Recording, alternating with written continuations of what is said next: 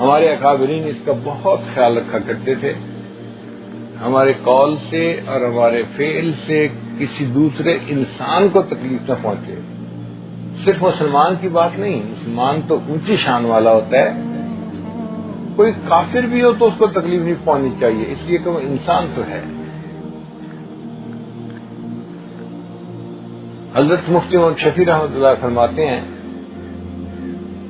مدرسے میں جب میری تعلیم مکمل ہو گئی تو میرے پاس وقت تھا. میں نے سوچا کہ میں کسی اللہ والے کی صحبت میں جا کے رہتا ہوں. ایک بزرگ تھے میاں اسرار حسین دیوبندی رحمۃ اللہ علیہ. میں ان کے پاس گیا کہ میں چند دن ساتھ رہوں گا اور حضرت سے دین سیکھوں گا. فرماتے ہیں ہم نے عشاء کی نماز پڑھی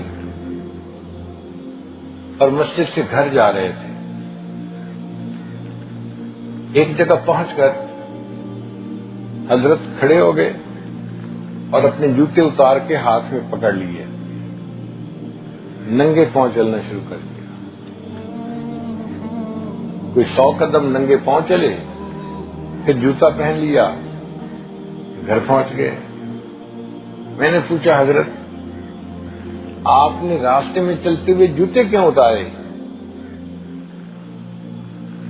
تو فرمایا کہ یہ مخلوط آبادی ہے، مسلمان بھی رہتے ہیں ہندو بھی رہتے ہیں.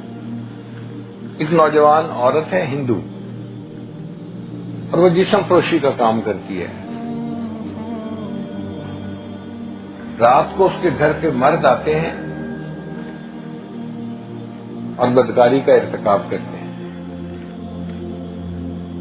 جب جوان تھی تو رش خوب ہوتا تھا، اب تھوڑی سی عمر اس کی زیادہ ہو گئی تو لوگ کم آتے ہیں.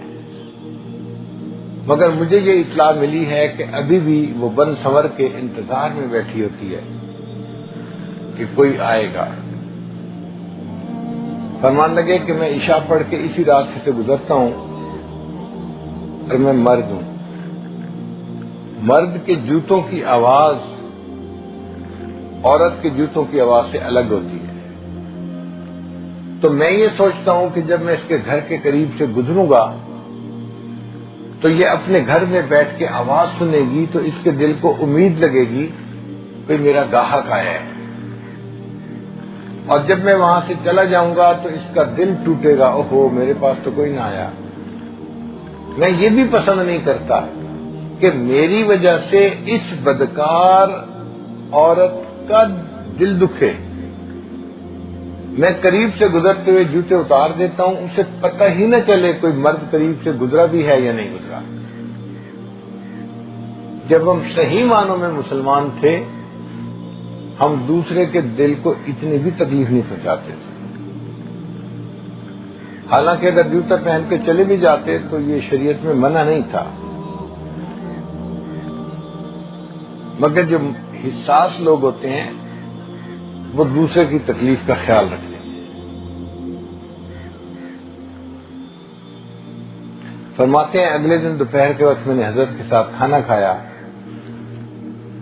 تو کھانا کھانے کے بعد میں نے کہا کہ حضرت دسترخوان میں سمیٹ دوں. تو حضرت نے مجھ سے کوشچن پوچھا، بتاؤ تم نے کسی سے دسترخوان سمیٹنا سیکھا ہے؟ ہم سوچیں دسترخوان سمیٹنا کون سا بڑا کام ہے، بچہ بھی سمیٹ سکتا ہے. تو حضرت نے پوچھا کہ کیا آپ نے دسترخوان سمیٹنا سیکھا ہے؟ میں نے کہا حضرت آپ سکھا دیجئے. فرمانے لگے کہ میں پہلے جو بچا ہوا کھانا ہوتا ہے نا یہ اندر گھر پہنچاتا ہوں تاکہ گھر والے اس کو استعمال کر لیں. مومن کے جھوٹے میں شفا ہوتی ہے، برکت ہوتی ہے. تو بچا ہوا کھانا خراب نہ ہو، استعمال میں آ جائے. پھر اس کے بعد جو دسترخوان کے اوپر چھوٹے چھوٹے ذرے بچ جاتے ہیں میں ان سب کو اکٹھا کرتا ہوں. ایسے نہیں کہ دسترخوان اٹھا کے جھاڑ دیا، نہ، وہ چھوٹے چھوٹے ذروں کو اکٹھا کرتا ہوں اور پھر ان ذروں کو لے جا کے فلاں جگہ میں پھینکتا ہوں، وہاں پر چیونٹیاں ہیں، ہمارے لیے وہ ذرے ہیں، چیونٹیوں کے لیے وہ رزق ہے، چیونٹیاں اس کو کھا لیتی ہیں اور ذروں کا ان کو فائدہ ہو جاتا ہے۔ پھر ہڈیوں کو میں باہر گلی میں نہیں پھینکتا، فلاں چوراہے پہ پھینکتا ہوں، اس لیے کہ رات کے وقت وہاں کتے اکٹھے ہوتے ہیں اور ان کو قریب میں ہڈیاں پڑی ہوئی مل جاتی ہیں تو ان کے لیے وہ غذا بن جاتی ہے، ہڈیاں بھی کام آ جاتی ہیں۔ اور یہ جو آپ نے آم کھائے ہیں نا، میں ان آم کی گٹھلیوں اور چھلکوں کو باہر گلی میں نہیں پھینکتا۔ کیوں نہیں پھینکتے؟ فرمایا کہ جو میرے ارد گرد لوگ ہیں یہ غریب لوگ ہیں، یہ اپنے بچوں کو آم نہیں کھلا سکتے خرید کے، اگر میں باہر پھینک دوں گا چھلکے تو ہمسائے کے بچے دیکھیں گے، ان کے دل میں حسرت ہوگی، اس گھر والے نے اپنے بچوں کو آم کھلائے، ہمارا باپ امیر ہوتا ہمیں بھی آم کھلاتا، ان کے دل میں حسرت ہوگی تو مجھے گناہ ہوگا، میں اس گناہ کا سبب نہیں بنتا۔ حضرت آپ کیا کرتے ہیں؟ فرمانے لگے جو آم کی گٹھلیاں ہوتی ہیں ان کو میں فلاں جگہ گراؤنڈ کے قریب پھینکتا ہوں،